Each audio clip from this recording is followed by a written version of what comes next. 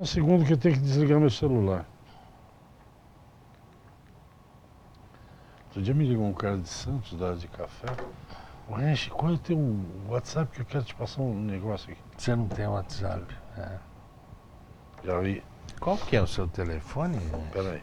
991 714385. Só que no sítio não pega, né? No Não, sítio. tudo bem. No Mas sítio você tem telefone, né? 3167 2063. Pode ir, estamos pronto.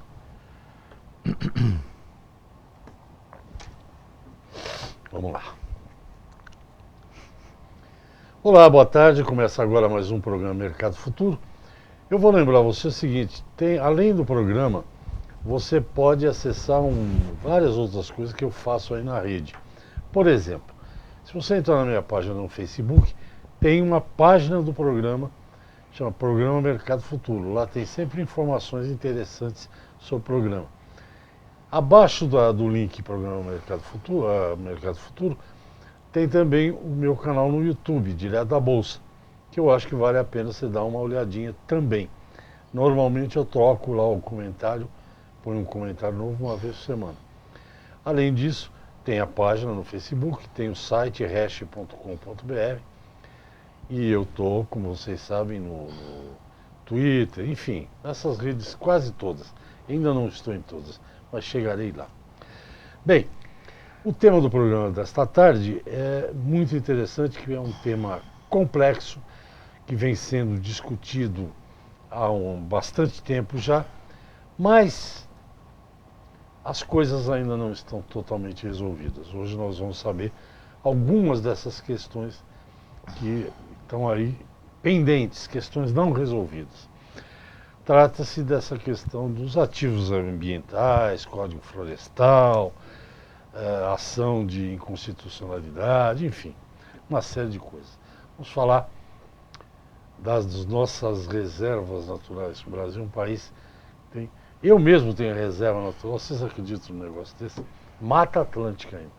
Bem, mas para falar dessas questões, está aqui comigo o professor, eu chamo de mestre professor, mas é brincadeira nossa.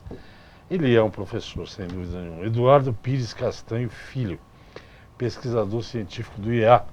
E um homem, ele mexe lá no IEA com essas questões florestais, que vocês pensam que não é muita coisa, mas é um dos melhores negócios do agro brasileiro. São a mata, a madeira, etc, etc. Castanho, muito boa tarde, muito obrigado pela sua presença. Já te falei fora do ar, você está com uma aparência jovial hoje. Obrigado. Acho que tá, mestre fica assim. Muito obrigado. Vamos começar explicando o que significa essa ação de inconstitucionalidade no Código Florestal, Castanho? Vamos sim. Resch, antes agora da gente começar, eu gostaria de prestar uma homenagem singela ao Luiz Raffles. Faleceu essa semana e foi um dos grandes líderes aí é verdade, da agropecuária brasileira e paulista. Eu convivi muito com ele, somos conterrâneos. Santistas. Torcemos para o mesmo time. Isso ele melhor dizia time do mundo. Ele dizia isso mesmo. Então, gostaria só de deixar esse registro aqui. Eu acho que ele é uma figura que merece. Eu não fui lá no velório do Dr. Luiz. Ele era muito chegado aqui com o programa. Ele vinha muito aqui e fazia programas muito interessantes. Porque eu estava fora de São Paulo. Mas eu me lembrei, né, nessas horas a gente fica lembrando das coisas. Eu me lembrei que as definições do Luiz, né? Eu sou um homem rústico. Ele podia ser tudo, menos rústico. Refinado, cultivadíssimo. Enorme. Eu disse para minha esposa que foi lá para representar a família, diga para a Adriana e para o Aníbal, né, a filha e o genro dele, que para mim foi um privilégio conviver com um homem tão excepcional. Ele era um lorde inglês, né? Aliás, e ele gostava de ser chamado de lorde. Né? A gente brincava com ele. Você sabe que o negócio... Bom, já a gente fala da ADI. O negócio de lorde, brincar que ele era um lorde e tal. ele, com o negócio do polo, que ele jogou muito polo, você sabe que ele fazia parte de uma federação internacional que durante vários anos, uma vez por ano, olha que coisa, ele ia num evento na Inglaterra, em Londres, eles tinham os jogadores de polo da federação, sei lá, eles tomavam um chá com a Rainha Elizabeth. É um lorde. O lorde de Santos para o mundo. A ordem da jarreteira. Mas, ó, devemos lembrar dele com essas coisas, porque não adianta a gente ficar se martirizando com a perda. Tá. Vamos lá, então. Agora vamos para a floresta. Então, vamos lá. Bom, a questão das ADIs, ADINs, como o pessoal... Nós já tivemos aqui num programa, eu cheguei a levantar, mas a coisa ainda estava, vamos dizer, na suposição de.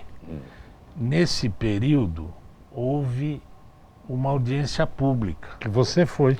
Não, eu fui convidado, eu ia representando algumas entidades aqui do estado de São Paulo. A FAESP, o próprio Instituto de Economia Agrícola, por suposto, e a Única. Mas na hora... o pessoal lá da organização vetou a participação de entidades estaduais. Então foram só entidades federais convidadas. Então aqui por São Paulo acabou indo o Roberto Rodrigues pela ABAG. Mas eu inclusive mandei o material que a gente tinha gerado para o Roberto. E... quem mais participou, que eu me lembro, o Evaristo Miranda. Ou seja, teve uma série de pessoas, o Evaristo foi para lembrar, que participaram desse evento. Eu acabei assistindo o evento, que ele foi televisionado.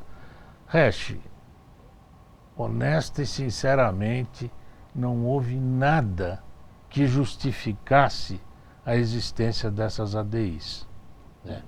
Porque na realidade o que eles falam, que essas ADIs foram feitas porque eles dizem que com relação ao código anterior, ela é mais permissiva. Mas enfim, isso é a lei. A lei foi feita assim. Ela acabou tendo... Eu não vejo nenhuma maior permissividade, fora essa questão... não sei até que ponto se pode chamar de permissividade. A lei que estava em vigor, o código, falava em APP mais 20% de reserva legal. Esta aqui engloba a reserva legal, pode englobar a APP. É óbvio que isso vai trazer uma redução daquela área que seria de reserva legal. Mas, do ponto de vista técnico-ambiental, pouca diferença isso faz. Faz uma diferença muito grande na supressão de áreas produtivas, né? Porque você passar de uma reserva de 20%, englobando a APP mais 20%, você tem de fato... É aquilo que São Paulo ia perder não sei quantos milhões de hectares. Exatamente. E por que São Paulo perde? Porque desde os anos 60, São Paulo não tem mais para onde expandir a fronteira. Não estou defendendo isso, mas desmatou o que tinha que ser desmatado para botar agricultura, pecuária, floresta, cidade, lago, enfim, toda a infraestrutura. Quer dizer, hoje qualquer coisa que você vá mudar é um rearranjo. Você tem que tirar de alguém para pôr aquilo, né? Então nós São Paulo está nessa situação, Paraná um pouco, Minas Gerais, Rio de Janeiro, quer dizer, são estados que você não tem muito como falar, não, aqui nós podemos... São ocupados mesmo. Estão ocupados, estão absolutamente ocupados. Então, essa ADI, na nossa avaliação, a avaliação que nós fizemos no Instituto lá de Economia, ela vai o quê? Ela vai apenas reduzir a área produtiva. Por quê, Resch? Porque para você ter um efeito ambiental, ou seja, eu vou deixar essa área, vou regenerar, e não sei o que, ela nunca vai ser igual que ela era antes, mas ela vai ter mais biodiversidade. é preciso que você tenha duas coisas. Uma área de tamanho suficiente com uma forma adequada. Entendeu? Você falar assim, não, faz 20% de reserva legal em todas as propriedades, eu já discuti isso aqui várias vezes, isso não leva a nada. Mesmo porque se você pegar a estrutura agrária de São Paulo, comparar com a estrutura agrária do Mato Grosso, você vai ver que não tem nada a ver uma coisa com a outra. São Paulo tem propriedades de 60 hectares na média. O Mato Grosso tem propriedades de 1.000 hectares. Uma reserva lá tem uma dimensão que não tem a dimensão de São Paulo. Quer dizer, os efeitos são completamente diferentes. Então, em função disso, a gente advoga que sim, precisa ter proteção, você não pode desmatar tudo, há que se regenerar um monte de coisa, mas que isso seja feito dentro de parâmetros científicos. Como uma política pública, uma política de Estado. É isso que a gente advoga. Ah, vai custar? Vai custar. Tudo custa. Né? É claro. Quer que as coisas sejam de graça? De graça. Não existe isso. Alguém vai pagar. Nem alguém é sempre paga. nós.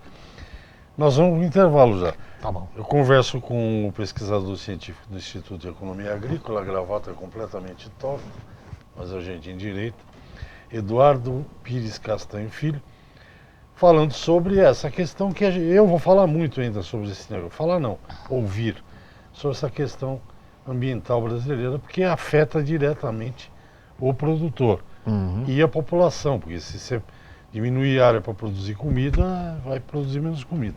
Com certeza. Vamos ao intervalo, voltamos em 30 segundos. Você viu esse ano o baile do feijão e do milho? O feijão foi a 15 pau e o milho 50 pau. Mas sabe quanto está um Camil no supermercado? 20 reais. É mesmo? De feijão. Pô, É um absurdo. que absurdo, né? Que é Estão isso? tirando o pé do lodo. Tá. A Camil virou multinacional, né? Ela é o maior distribuidor de feijão, arroz e outros cereais na América do Sul inteira. Ok, estamos de volta. Eu converso com o pesquisador científico do Instituto de Economia Agrícola, o IEA, Eduardo Pires Castanho Filho. Eu sempre troco o Pires de um lado para o outro, Eduardo. Falando sobre essa questão das ADIs que você já falou. Você tinha sugerido a gente falar um pouco de... Eu achei que eu entendi errado. Não era aquecimento da Antártida? Não, resfriamento? O que é isso isso? daí foi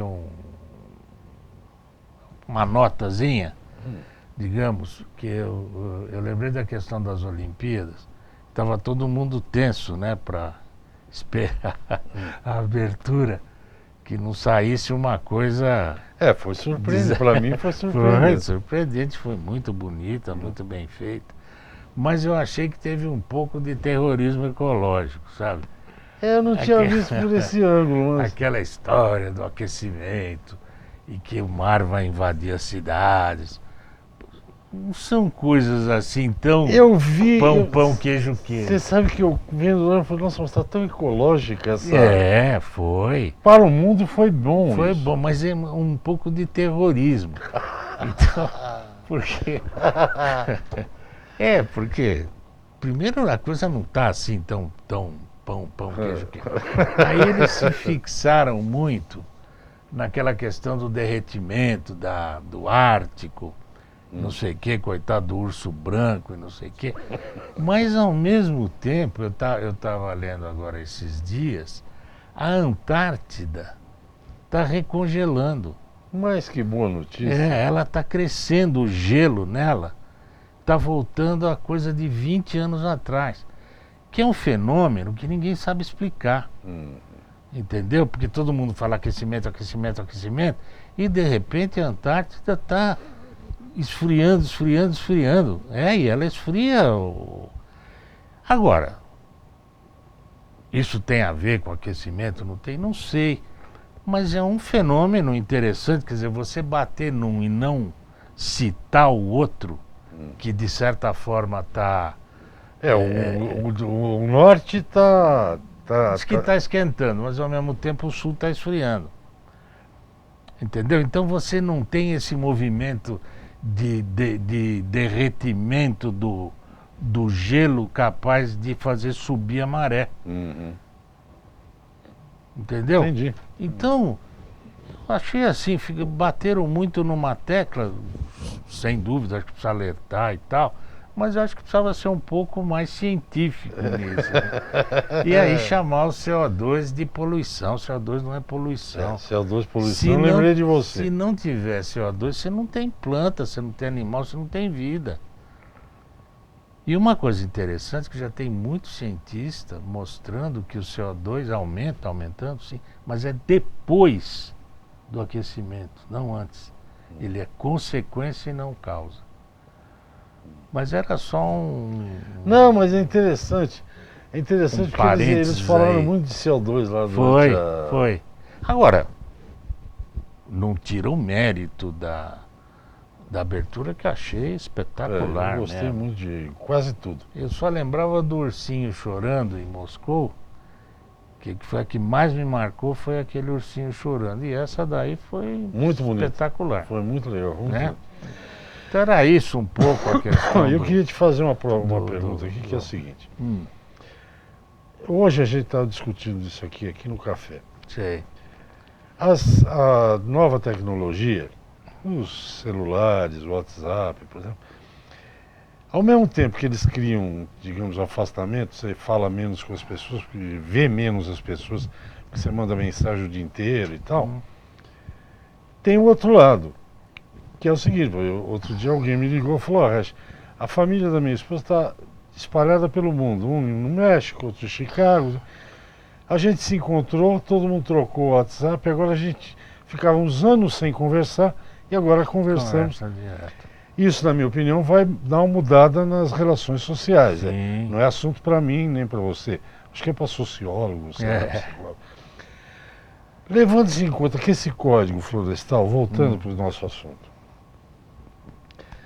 brasileiro é avançado, é rigoroso, esse novo, não estou falando das inconstitucionalidades. Nós vamos ter, no Brasil especialmente, que é a maior área tropical do mundo com agricultura que rende, né? Nós vamos ter uma nova relação. Como é que, se esse código for, digamos, acabar essas picuinhas em 2020, por exemplo, em 2100, por exemplo, nós vamos ter uma agricultura nova, ou não? Sim. Inclusive. Estou falando de futuro, né? Tem a ver com o código, mas não só. Eu acho que hoje em dia, aliás, esse é objeto da abertura de um livro que nós estamos fazendo, o pessoal do IEA, junto com o pessoal que trabalhou comigo nessa área florestal pública durante 40 anos. Eu acho que eu cheguei a falar desse livro para você. Eu tenho vaga lembrança. Nós vamos lançar, esse livro deve ser lançado daqui um mês e meio. A abertura do livro é exatamente essa. Quer dizer, se você pensar em termos do que tem hoje, você fala, pô, daqui 50 anos a Terra está uma crosta, né, o mar invadiu as cidades, os MST da vida, os guerrilheiros ocuparam tudo, né? Você não tem mais produção, hordas famintas. Mas ao mesmo tempo, se você pensar no que já existe de tecnologia hoje, e a tecnologia, você sabe, ela leva de 20 a 40 anos para ela poder se implantar. Mas são tecnologias hoje já consolidadas, você tem uma mudança de panorama muito grande. Você não precisa nem de código florestal, né? Porque, por exemplo, essa questão da agricultura urbana, você ter a produção de hortaliças, enfim, da comida do dia a dia, urbanamente, é absolutamente possível e viável. Você já tem cidades que têm, inclusive a tal da agricultura vertical, que você cultiva nas paredes, etc. É uma coisa que, em função de transporte, não sei o quê, reciclagem de água. Outra coisa absolutamente viável, né? De você reciclagem de lixo e você transformar isso em adubo. E aí você casa com a agricultura urbana.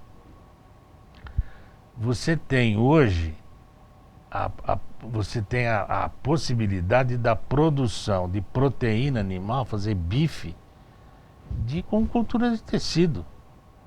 Você não precisa mais ter o boi. Você faz multiplicação das células, tá certo? Com o sabor que você quiser. Eu quero de mignon, eu quero de picanha, mais gordura mesmo. Sim. E você forma o bife, o hambúrguer e tal. Quer dizer, você não vai precisar mais ter essas áreas monstruosas com pastagem para ter pecuária, para ter carne. Você tem uma fabriqueta, tá certo? Onde você tem meia dúzia de matriz, do qual você retira as células. Quer dizer, então, olha só a liberação diária que você está conseguindo. Aí você não precisa do quê? Do cereal para alimentar esse gado. Você tem mais uma redução diária. Com isso você não vai usar fertilizantes, principalmente os nitrogenados, que podem dar problema. Entendeu? Quer dizer, o que você vai fazer com essa área que está sobrando? Floresta. Nós vamos. Olha, agora eu fiquei. Me mandar arrumar gravar de novo. Esse programa é o programa que o cara não consegue deixar a gravata no lugar. Nós vamos ao intervalo, voltamos infelizmente, já para o último bloco. Vocês estão tendo uma noção do que pode ser aqui a agropecuária do futuro, nas palavras do pesquisador do IEA, Eduardo Pires Castanho Filho. Acertei? Acertei. Até já, voltamos já. Fica aí. Que interessante esse negócio. Mas vai ter gosto mesmo de... Sim. O problema hoje ainda... Porque já tem telhados aí na Paulista e tal, que é tudo horticultura. Horticultura. Não, eu tenho fotografias, principalmente da Europa, prédios inteiros cultivados. Quer dizer. Aqui já e tem. Pra gente, você come quanto de alface por dia, pô? Meio pé de alface? Nem isso, né? 2 tomates, quer dizer... Eu em casa, tomate não passa sem, mas... Então, mas se você tiver um canteirinho, você tem comida para você, para tua família. O problema é que a gente não cultiva, mas aí vão ter os cultivadores. Agora voltamos, estamos no ar já e estamos conversando porque não paramos aqui. O que o Castanho falou já tem em São Paulo em alguns lugares, viu, gente? Eu não sei nem se é de algum restaurante, mas acho que tem um que era de restaurante. O cara tem um restaurante aí, que nem esses shopping, Italy, essas coisas, e ele pegou o teto do prédio, todo legume, vegetal, tudo que você come, alface, pepino, cebola, é tudo cultivado ali em cima. Você imagina a economia que o Castanho não falou, numa cidade trancada como São Paulo, de quanto menos óleo diesel vai se usar para trazer isso de Mogi, sei lá de onde, né? Essa é a visão que vocês do IEA estão passando? Não é uma visão difundida ainda, mas a gente é uma possibilidade. Exatamente. Porque a outra coisa, Resch, não tem estritamente a ver com a agropecuária, mas é a questão da energia. Fala, não, o problema do mundo vai ser energia e água. Não é. O sol, só a hora que o sol se extinguir, mas... Não, e ele vai apagar, mas nós vamos estar muito longe. Não vamos estar aí. Quer dizer, é você transformar essa energia em alguma coisa. E vai ser muito barato, porque é uma energia grátis. Eu acho que, inclusive, ela demora para se expandir exatamente por isso, né? Porque qualquer cara vai botar um negocinho ali em cima e não precisa mais da companhia de energia, aquele monte de gente, não sei o que, e fio. Não tem mais. E você vai poder, com uma energia barata dessa, dessalinizar a água do mar, pô. Que o grande problema da dessalinização é o custo de energia, né? Porque aquilo você tem que bombar a água naquelas aquelas células. Você sabe o que eu achei bem interessante? Desculpa, eu já interrompi. Claro. A decisão desse governo interino aí de não fazer lá a barragem de Marajó. Eu acho que... Eles falaram de estudos, o ministro do Meio Ambiente, que o Brasil tem condições de ter aqueles 1000 megawatts lá, hoje já, com a eólica, aquelas hélices, e biomassa, biomassa e outras coisas. Já não precisa fazer aquele lago, brigar com aqueles 10 mil índios. Não, e hoje você faz e estraga e ainda não quer fazer o lago, ou seja, você só tem energia durante uma parte do ano. A outra parte fica aquele negócio lá, o tal da usina a fio d'água, né? E você não deixou de fazer os estragos ambientais que, infelizmente, precisariam ser feitos.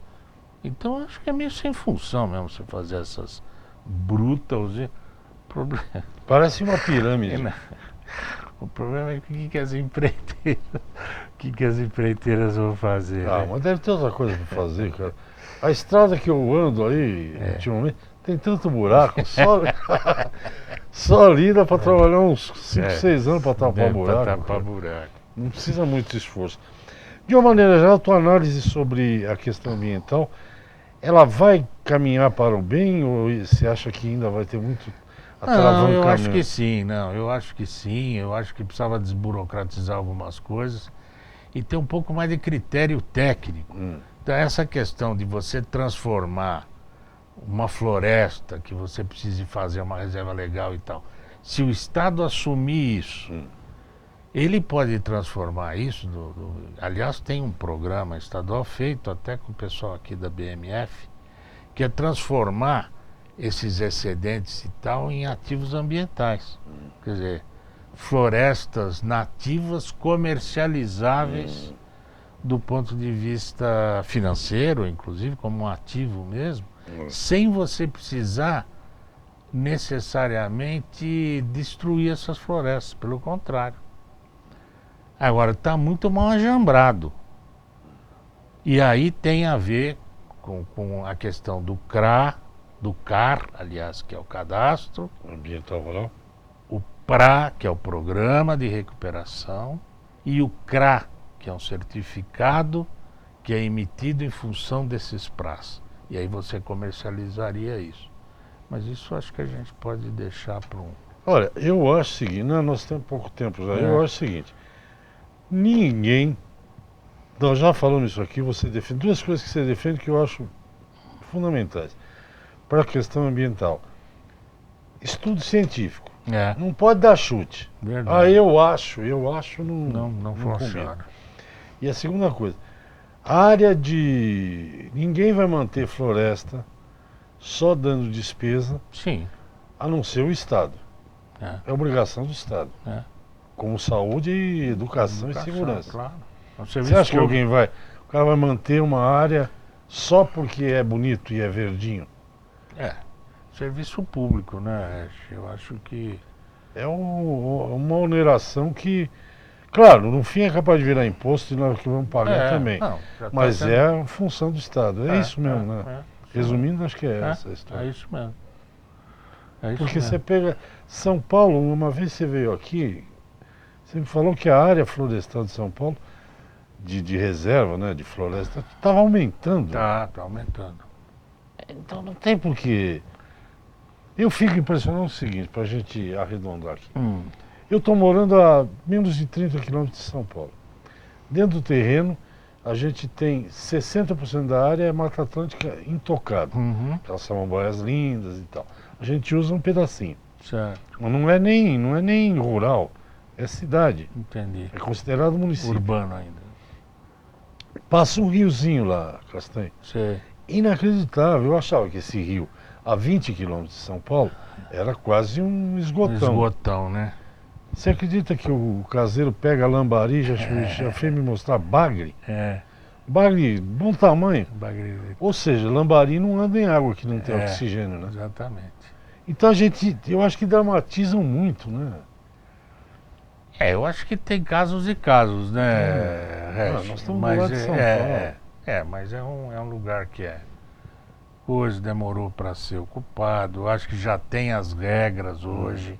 O pessoal, de certa forma, respeita. Se o cara começar a mexer ali perto de você, alguém vai chamar a polícia ambiental, a polícia vai lá, vai atrás do cara, dá uma bruta confusão para ele. Mas eu acho que é isso mesmo, a coisa vai se recuperando, essa visão otimista